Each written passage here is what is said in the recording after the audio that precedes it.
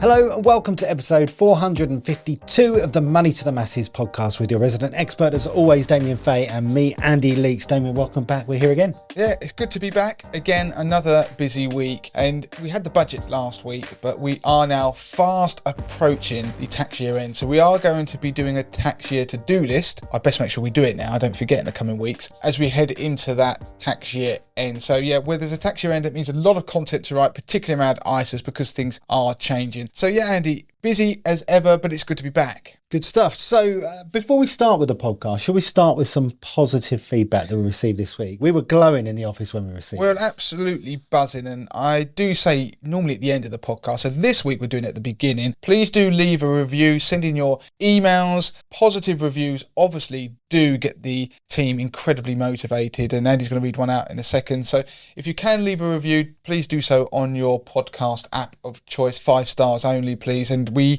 may read it out, and if we do, then you could get a Money to the Masses mug. Okay, so Paul got in touch and he said that I listen every week following your advice and suggestions, and he's now exhausted the bank transfer opportunities. He found it really simple to do in a very simple way of earning additional income, and we'll come on to that a bit later in the podcast as well. He said, I've put money into savings, into fixed accounts, earning a good rate of income, which has supplemented their earned income, and now they're debt-free, paid off their mortgage. The wife has retired, aged just 55, and he's working in an area that he wants to do and plans to stop in a few years' time. So with the guidance of Money to the Masses, you and your team have helped to make this possible, and certainly they wouldn't be in the position they are without us. So what glowing feedback that is. It's amazing feedback, and I can't overstate how much of a buzz that gives people in the office, because I do share these around anonymously, of course, and it gives people a real motivation for what we do, because you have to realise we make these podcasts, we make these videos, we write content, and there's not the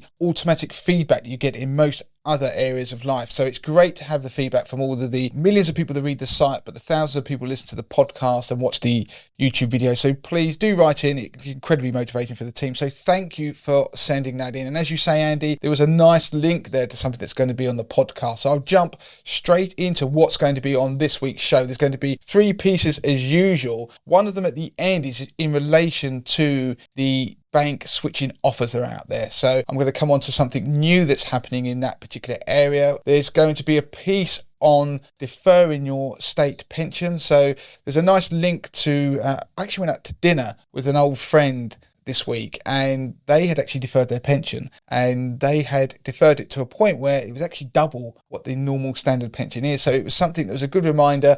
Not sure I've spoken about it at length before on the podcast, but there's some interesting details in there and the benefits of doing so, and actually when you can and can't. So I'm going to cover that. And the other piece, which is something I think everybody will be interested in, is the level of income you need for retirement. Now, we're talking about a minimalist kind of a retirement and going through to a comfortable retirement. So 3 different types. It's based on research that's been released recently that takes into account the cost of living crisis, so how much prices have risen. So be in there, you'll find out roughly the kind of income levels you might need to have the retirement that you want. Okay, so we might as well start with that piece then. So there's been some analysis that's been carried out about how much you actually need to retire on. Damien, you've got some numbers that you want to go through. So Pension and Lifetime Savings Association, they crunched some numbers and looked at the amount of income you need for different types of retirement. Now, in the past, we've looked at how much money you need in terms of the pot size, and we've covered this topic in different ways. But the reason I wanted to look at it today is because it's been upgraded for 2024, taking into account the cost of living crisis and the rise in prices that we've experienced. But I also want to look at it because I'm not going to give you a definitive number, but what they have done is come up with 3 different scenarios, 3 different types of retirement. So I want to give people an idea, a finger in the air of how much that they may need. And also it illustrates the point that people who retire on their own, so people who are single, actually on a per person basis need more money than if you are in a couple for the same type of retirement. So you normally have twice the kind of income levels coming in. Now that is something that we found before we did a piece on the podcast about how people's spending patterns change throughout retirement. I'll put a link in the notes of the podcast for that past episode so you can see how these spending patterns in retirement do change. But going back to the latest piece of research, now they identified 3 different types of retirement. So there was the minimum retirement, the moderate retirement, and then the comfortable retirement. And I'm going to read through the 3 different types. I'm going to put a link again in the notes to the actual piece of research so you can go and find it and read it yourself. But these are the 3 types. Pick which one that you think you're going to have or what you'd like, and then I'll come back to the actual numbers or the income you need per annum in retirement, net of tax, and that's also assuming you've paid off your mortgage to achieve each one. So starting off with the minimum retirement now. Now this for a single person includes an allowance of around £50 a week on groceries and £15 every fortnight on takeaways. It also includes a small minimum budget of around about £100 to maintain your home. It assumes you won't have a car and you will rely primarily on public transport to get around. It also assumes a week-long holiday in the UK rather than abroad each year, and there's some allowance is made for birthday and Christmas gifts, but no allowance is made for helping out grandchildren. And this is given a title of a frugal standard of living in retirement. Now, if you jump onto the moderate retirement, it assumes you'll spend £55 to £100 a week on groceries with a weekly meal out and a weekly takeaway. I mean, I don't even do that now, but this is the moderate retirement, plus the opportunity to treat relatives to a monthly meal out as well. You might also have a second-hand car that you use and you replace every 7 years, as well as a little more money to spend on taxis and public transport. So you can see where this differs from the minimum type of retirement. Now, on top of that, you'll also be able to spend a fortnight in Europe each year at a mid-range all-inclusive hotel, as well as up to £1,500 on clothing and shoes per person every year. Wow, that's more than I think that's more than I've ever spent. I did feel like I was reading at one of those competition prizes on the radio. You get a 4-star hotel and £1,500. So the moderate retirement also assumes that you'll be able to spend a bit more on gifts, so up to £1,000 a year on supporting family members, such as paying for activities for grandchildren. Now we come on to the comfortable retirement. Now this assumes you're going to be spending £70 to £130 a week on the food shop, depending on whether you're single or in a couple. You'll also be able to eat out at more expensive restaurants every week, have a takeaway every week, and even treat others to a meal once a week. And you'll be able to afford a second-hand car as well, which you'll replace every 7 years, but you'll be able to have a slightly larger allowance for public transport and travel, and larger allowances for gifts, as well as the £1,000 for supporting family members. So it's just the moderate one, but with the allowances dialed up a bit. And so which of those you would want, or which do you think is more realistic for you? Now go into how much income you need for each of these. Now these are figures that they've calculated. We did actually put this out a few weeks ago on social media, and I did plan to do it on the podcast, but various reasons, budget, illness, all different reasons, I wasn't able to do it at the time. And it caused quite a debate online when we put it on social media, because some people thought the numbers were quite high and maybe slightly unrealistic, but these are just guidelines, okay? So if you're listening to this just gives you a feel. So for the minimum retirement, if you're single, then that's £14,400 a year in income you will need to have that type of retirement. If you're a couple, it's £22,400 a year. Remember, that's net of taxation, and also it's assuming you've paid off your mortgage as well. So you can see the couple isn't double the single amount, and as I mentioned before, that's because the amount of expenses aren't double just because there are 2 people. So the moderate type of retirement, if you're single, then they price that as £31,300 a year. If you're a couple, it's £43,100 a year. And if you're going for the comfortable retirement, then that's for a single person, the £43,100 a year. And then for a couple, it's £59,000 a year. Now, those are the broad numbers. If you want to start to think about, well, what kind of pension pot do I need, assuming you've got a defined contribution pension, not lucky enough to have a final salary pension, you could use the 4% rule, but go with the 5% rule. So take any of those numbers and then times it by 20. So if you're looking for a comfortable retirement, if you're a couple, then you are looking at in excess of £1 million in a pension pot. So they are big numbers and they can be slightly daunting. But of course, when you look at those numbers, I would argue that they are quite punchy, especially with the comfortable retirement when you're buying meals for other people. Even now, I don't go out once a week for a meal. I barely go out even once a month, but also takeaways, etc. So they give you some numbers to look at and play with. But what I want people to do is take those and engage with them, because these are based on assumptions, but they're not based on your lifestyle, what's important to you. So like I said, I'll put a link in the notes to the piece of research so you can read the assumptions, but I've basically told you what they are pretty much. So you now need to work out, if you're listening to this at the weekend, you're walking along with a dog or something, think about what is important to you and what you'd spend your money on in retirement. So for the comfortable retirement, they're stating that you're going to be needing best part of £5,000 a month. That's quite a lot of money as a couple. If you could work out what your minimum amount that you need based on now, and you could sit there and start to think, well, what sort of numbers would I need in today's money? Then you can start to think about the future and plan. Okay, so as you say, pretty punchy numbers there for the comfortable retirement. Does that include state pension figures as well? So this is the important point, Andy, is that it does include state pensions. So those numbers there are numbers that are wherever your income comes from. So if it's pension, anything else. So it does mean that if you have a state pension, which at the moment is £10,600, it's going to go up in April, then a lot of the minimum standard of living in retirement for a single person is actually provided for by the state pension. For a couple, it was £22,400, if you remember. Well, if you have a couple who both qualify for the full state pension because they have a full national insurance record, then they will pretty much have that minimum standard based upon their state pension claim. So the state pension is important when looking at these figures. So taking that off, if you were somebody who is a couple, for example, and is 59,000 for the most comfortable type of retirement. If you've got a state pension, both of you are receiving it, you get to retirement age, then you can take the best part of £20,000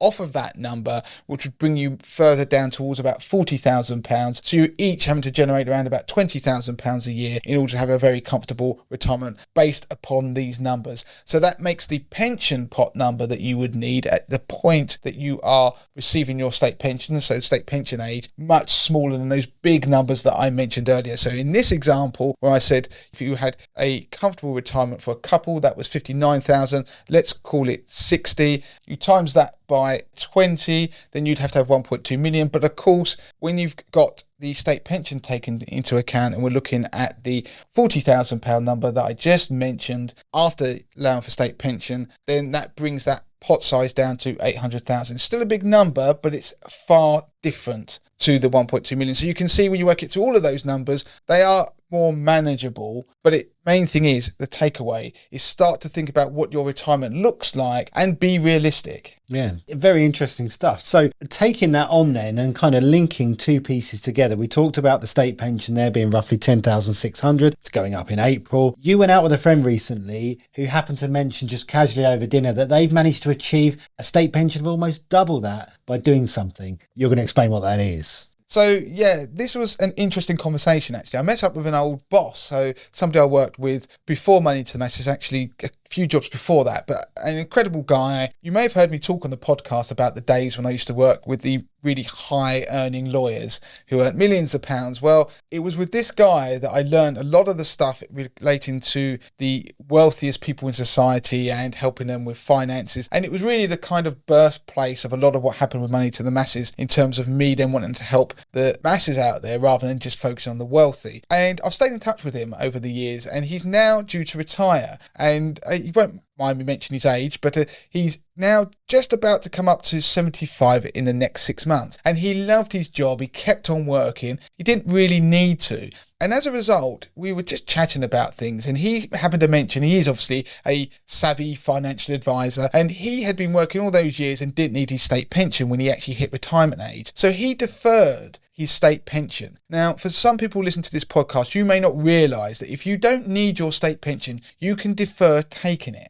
And that means that you decide that you're not going to take it, and you choose a date in the future where you then apply to start receiving it. Because when you hit state pension age, you don't wake up and then money starts hitting your bank account. You have to apply to receive your state pension. Well, he decided to not do that and defer it. But there is a benefit for deferring a state pension because it becomes rated higher. So what they do is they lift it up. And when he reached state pension age, it was a crucial date. It was before April 2016. And he ultimately deferred his pension for 5 years. And at that time, for every year that you deferred your state pension, it was increased by 10.4%. So by doing it for 5 years, he effectively increased his state pension entitlement at the point he started to claim it by 50% effectively. And then upon claiming his state pension, it was about the time when we started to see some of the increases in inflation, and obviously you have the triple lock starts to kick in. That actually increased his pension once he started claiming it further. And of course, he already had a larger state pension anyway. And so now,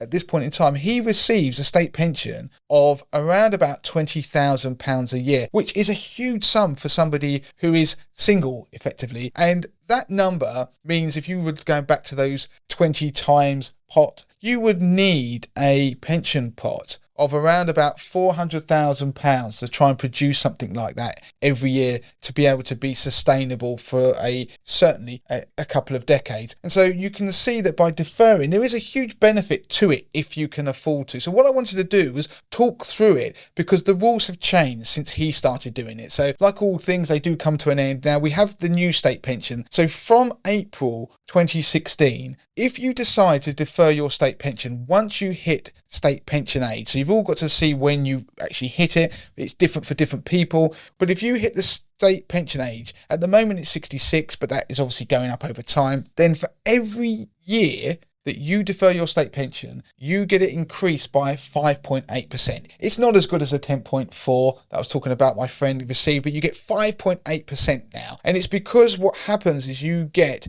the equivalent of 1% for every 9 weeks that you defer. Interestingly, if the reason you defer is because you're in prison, then you don't get that uplift. So that is fair enough. So if you think about it, that increase means that the 5.8% can be rolled up over time once you decide to, or when you eventually decide to take your state pension. So what does that equate to at the moment? The 5.8% extra for deferring for 1 year, based upon the state pension now, which is £10,600, equates to something like £614 a year. But don't forget, that's every year for good until obviously the day you die, because when you die, your state pension disappears with you. In April, the state pension is going up to £11,500, so you're going to be increased again. So the numbers I'm using are based on now, but of course the state pension will go up. Now, you get to the point where the increases will also be increased in line with inflation. So there's an increase on already increased pension. The question is, when is it good to defer and not? When do you win? Because obviously you've deferred at the moment, let's say, given up 1 year's worth of state pension that equates to £10,600 a year. You need to live for over 17 years before you are in the money. Because you've given up £10,600, you're only making £614 a year. You do the numbers, it's heading towards something like 20 years. So just between 17 and 20 years, you're going to have to live before you are better off. The decision will actually benefited you. But of course, that's not taking into account any increases in the pension over that time either. So the longer you live, the more you gain. Now, I'm going to put a link in the notes to give you the details about how the deferral works, the sort of rules around it, and etc.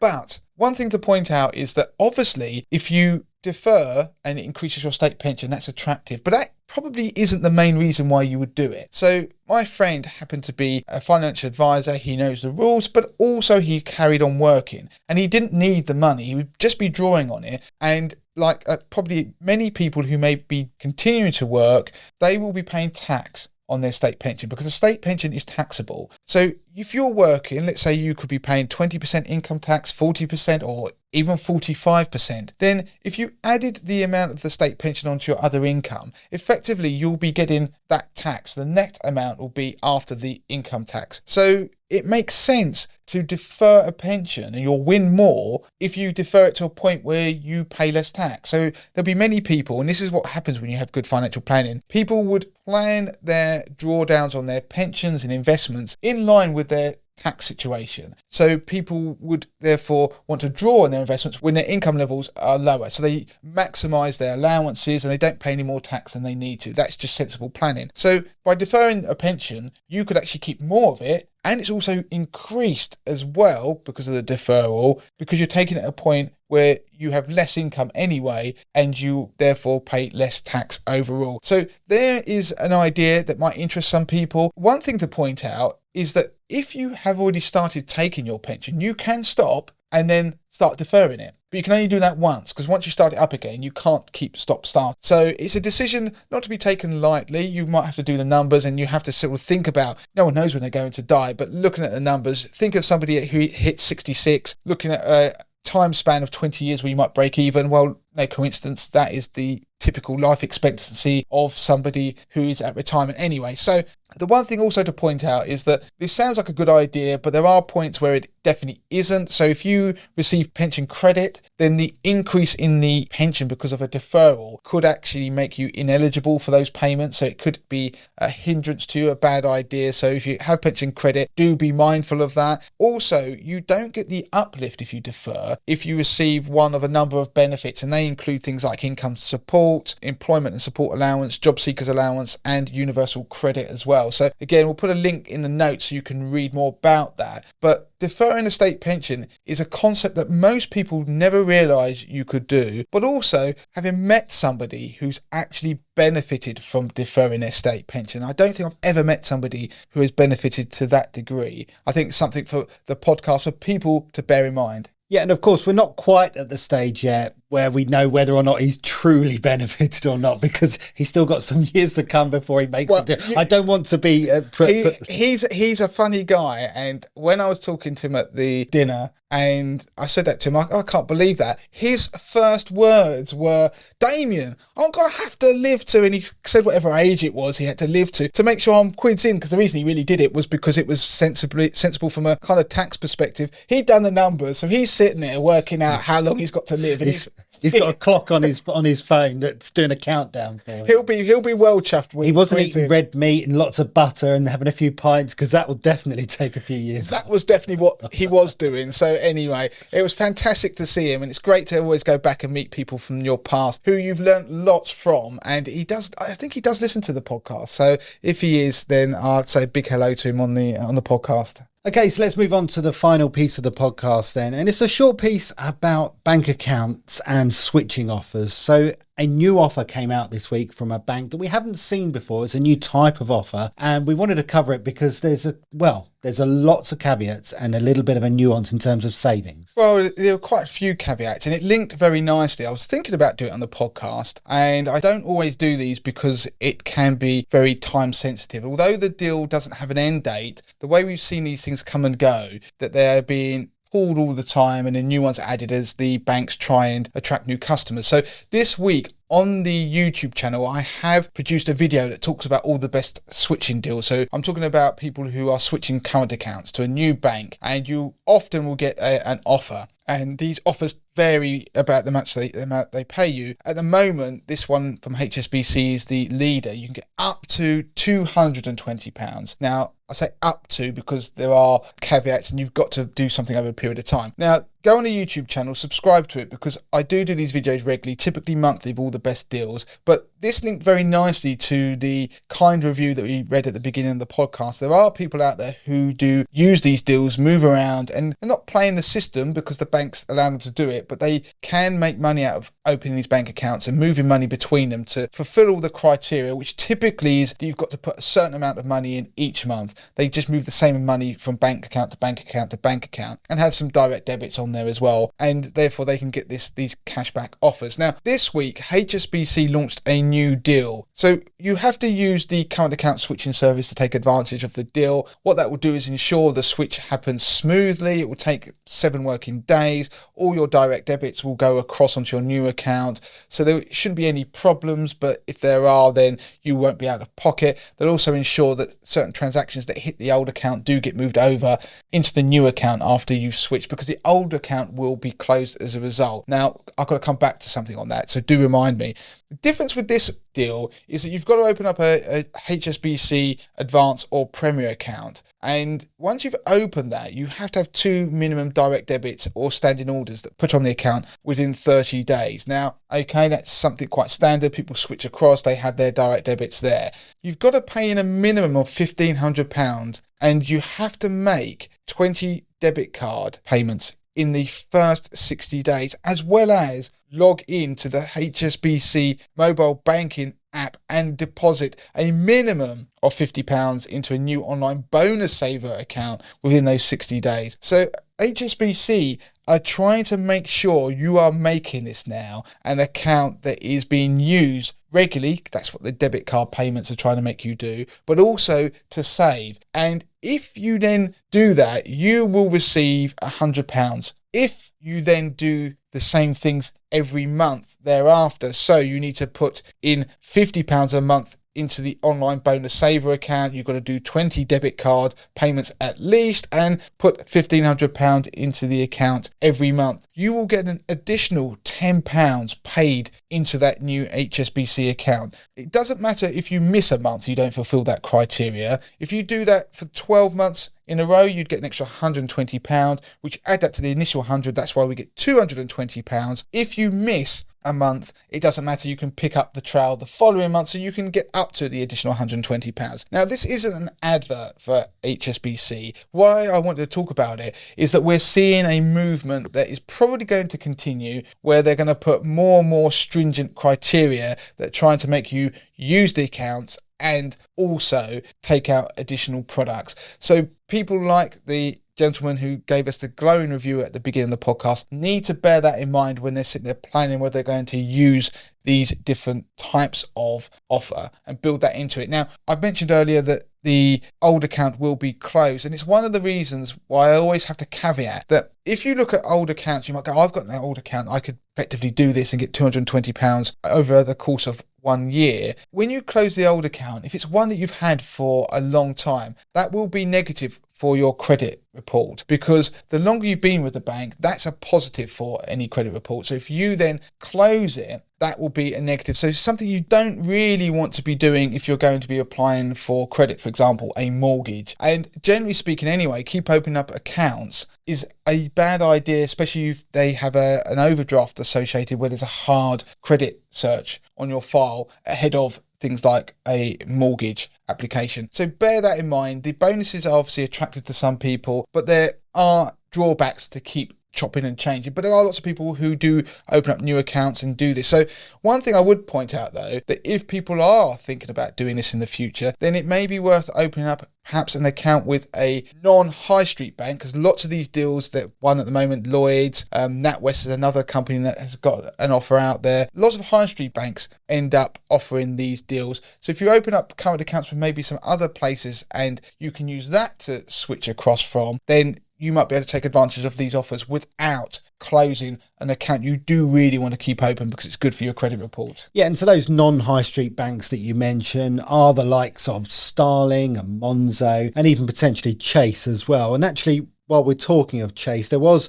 quite a big announcement that happened this week in terms of the changes to the cashback you can earn with Chase. Now, Chase came to the UK market in around about 2022 with a bit of fanfare, to be honest, because of their very lucrative cashback. Initially, it came to market where people could open a Chase account and earn unlimited cashback. Now, as they've now penetrated this UK market, they've kind of changed the terms as the years have gone on. To be honest, it's still decent, but you will find that after 12 months of being with Chase, there will be extra conditions put onto your account. There'll be a limit to the amount of cashback you can earn each month. That's £15 currently. And there was a minimum amount that you needed to put into that account each month, which was brought in last year. That was £500. Well, going forward, existing customers that have been with them for more than a year now will be moved over to a different type of cashback offer, which will mean that they have to put in at least £1,500 every month to qualify for that cashback. So I'm just bringing it to the podcast just to mention, if you were thinking about Chase, or if you're already a Chase customer, changes are afoot. It's fine. It's still you can still earn cashback on your everyday spending with a debit card. Absolutely. And for new customers, there aren't these same caveats that are being placed on this. So if you're thinking about it, get in now, because these things do change. Yeah, and we'll put a link in the notes of the podcast as well to our review of Chase, because it, like I said, it's been quite popular. One of the things I think that really captured the imagination was the fact that you didn't have to pay fees on overseas transactions. So when people were using it abroad, but of course that's changed massively. You have the likes of Starling and Monzo, but you also have a lot of high street banks that have wiped those charges. So for example, First Direct have actually removed those charges as well. So if you're listening to this podcast, do check whether your own current account now charges for overseas transaction and spending, because there's a very good chance that they don't, because lots of them have started to remove that. So it's something to bear in mind. But let's be honest, lots of people would probably prefer to use an account that they put their money in separately from their own current account if they go on holiday for safety reasons as well. So Andy, I think that's it. I think we are done. We covered quite a lot in the podcast this week. And we've even mentioned about reviewing the podcast earlier on in the podcast, like we promised to do week on week. We say we're going to do every week. Please do leave a review. I'm going to say out there, the first person to leave a review on the podcast will get a Money to the Masses mug. I've still got a list of people I've got to send them to. Apologies. So that's it for this week on the podcast. As ever, please do follow us on socials. Instagram is a personal favourite of mine, but also subscribe to our newsletter, moneytothemasses.com/newsletter. Join our Facebook group, facebook.com/groups/money to the masses. And of course, do subscribe to our YouTube channel. I mentioned in a piece on the podcast that I do very timely pieces on that particular medium. Like this week I did the switching deal, but I also talked about the best fixed rate mortgages at the moment. And just to give you a quick insight, mortgage rates, fixed deals are creeping up slightly. We're up about 0.2% from where they were a month ago. It's still better than it was at the turn of the year, but the rates are slowly creeping up. Yeah, and just to mention that you might see in the podcast notes a header that says support the show with a couple of links in there. We're basically putting that in now so that people can see that nice and easily, people who want to support the show. For instance, this week in there, there'll be some links to pension transfer cashback deals and also ISA cashback deals. All about the cashback at the moment. Yeah. We're putting those nice and easy to see in the podcast notes. Fantastic. So all that's left for us to do is say until next time. Until next time.